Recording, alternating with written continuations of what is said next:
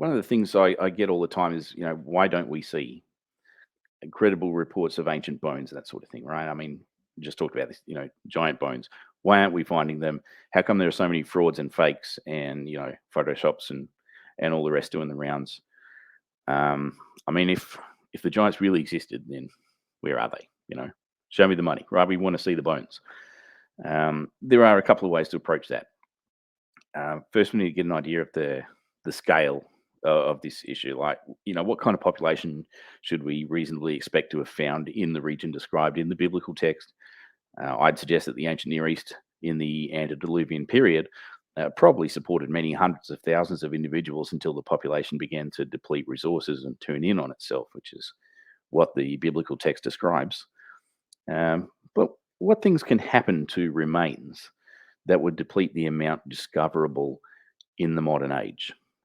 Um, Firstly, we can think of catastrophe, so warfare, flood. Okay, I mean, what's going on in Genesis 6 to 8, right? Then we have culture, so people will migrate with the bones of their ancestors. Okay, we saw that with Joseph, right?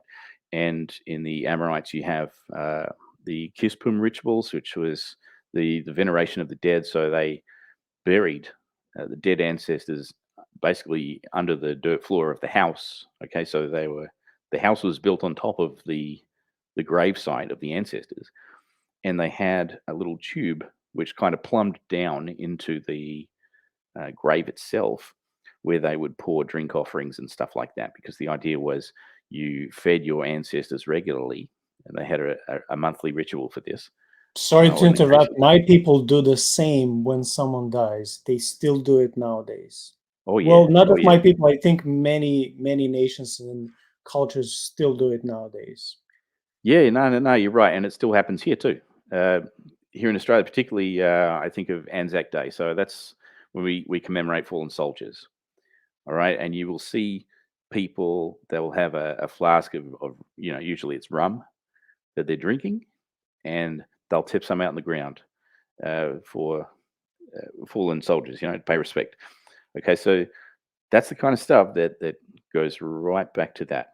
Right now, I'm not saying that when you tip out a bit of rum on the ground or however you do it, that you are participating in satanic rituals, but that's where those ideas come from. Okay, so yeah, when you start tipping fluids down into a grave site, it's not going to take long for whatever's down there to decompose, right? Um, so those things have an effect on human remains that would be detrimental. The other thing that can happen is cannibalism. Okay, so First Enoch says that they were eating each other.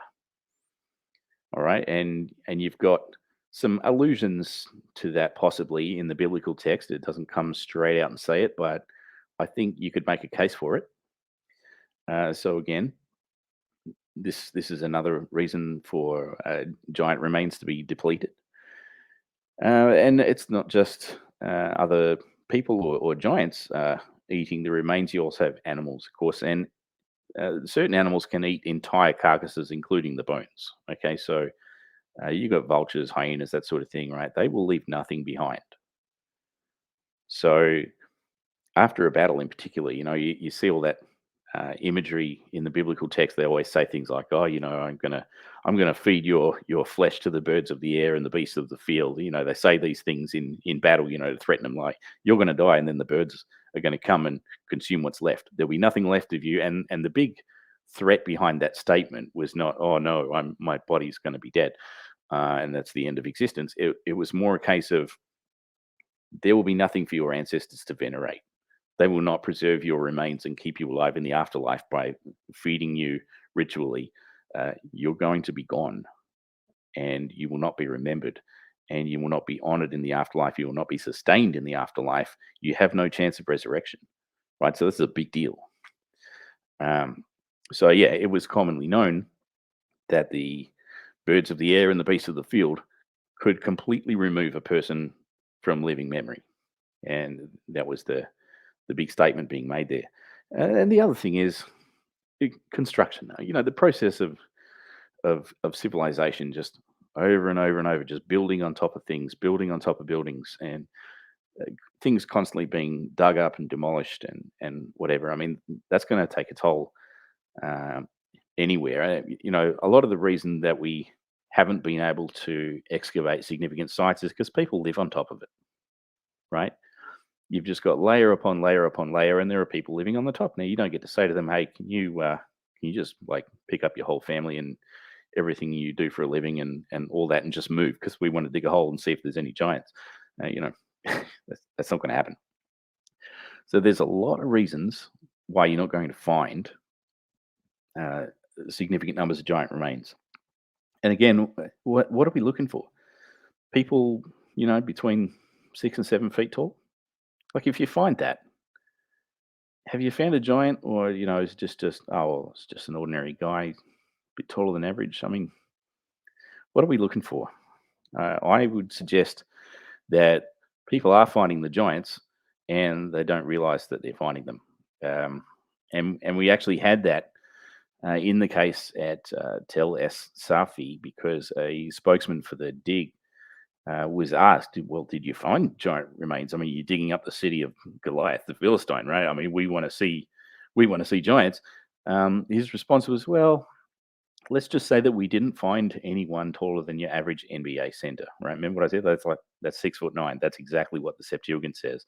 That's the earliest textual witness to the biblical Goliath is actually that size."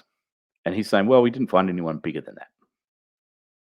Now, he's not going to come out and say, "Yes, we found giants," because that would just discredit his entire operation, right? He doesn't want to be seen as a loony coming out and going, "Yeah, we found these crazy supernatural beings." Like, he's not going to do that. He's going to get defunded, right? So he comes out and says, "Well, we didn't find anyone, taller than an NBA center." Well, this is ancient Palestine. Everyone's 5'3". That's a big deal, right? So, yeah, are they finding these people? I think they are, but do they know what they're finding? That's another thing. Um, so, yeah, there's so many reasons why we're not going to find tons of specimens, and also reasons why when we find them, we may not know what we're looking at. So, what about the cover up? The giant bones and the Smithsonian and all this. Well, I couldn't say there hasn't been a cover up, because I mean, we don't know what we don't know. We can't see what is hidden, right? It wouldn't take much to hide a small handful of remains, if any have been found. Um, but I reckon, they're hiding in plain sight. Um, the giants did exist. They are being found, but our modern standards don't recognise them for what they are. And you know, um, seeing your average NBA centre walking around ancient Palestine would have been a phenomenal sight, not an average thing like we see it now. Like, we have a different frame of reference. You know, there's a lot of tall people getting around these days. I'm not saying they're Nephilim. That's our human development. That's what we consider normal in our culture. Well, yeah, I mean, you go to other places in the world and everybody's short, right? I mean, if you've been to Southeast Asia, a lot of people are you know similar size. 5'3", 5'6". Um, and then you've got tribes in Africa where everybody's over 7 feet. So there's a lot of variations, and that doesn't mean they're all like superhuman, semi-divine warriors. We just got to be reasonable about this. Um, but the I guess the real cover up here is that we should be expecting to see these giant 60-foot creatures and finding those remains. The real cover up is that while we expect to find those things, while we expect to see the biblical text abused and taken far too literally, and an ignorance of poetic genre and the general forms of human communication, as long as we expect to see that, we're going to miss the hard evidence that's right in front of us, right? Because we're not going to find 60 footers buried in the ground. Anyone says they have, they're misguided. Are Or you they're saying that misguiding. trolls are not real? Come on. Well, we could maybe get into that another time. But yeah, it's just that kind of misinformation. I mean, it was popular in the in the 19th century to make these sensationalist claims in newspapers and stuff, right? I mean, that's what passed for entertainment back in the day. You put in a newspaper article that had these fantastic claims, and were often derived from ancient mythology. So the idea that people in the US had dug up these 8-foot skeletons, and they were suddenly nowhere to be seen. They're all gone. And again, show us. These are this is just entertainment and fanciful literature. I mean, it'd be great to have the bones, wouldn't it? But we don't, and I don't think we can reasonably expect to. As I say, the evidence is there in the ground, and people are ignoring it because it's not sensational. It's not remarkable, at least in their eyes. I think looking at this through the biblical lens enables us to actually see what's there and to appreciate it for what it is. So yeah, hopefully that's a little bit of perspective on what we should be thinking about the remains of giants.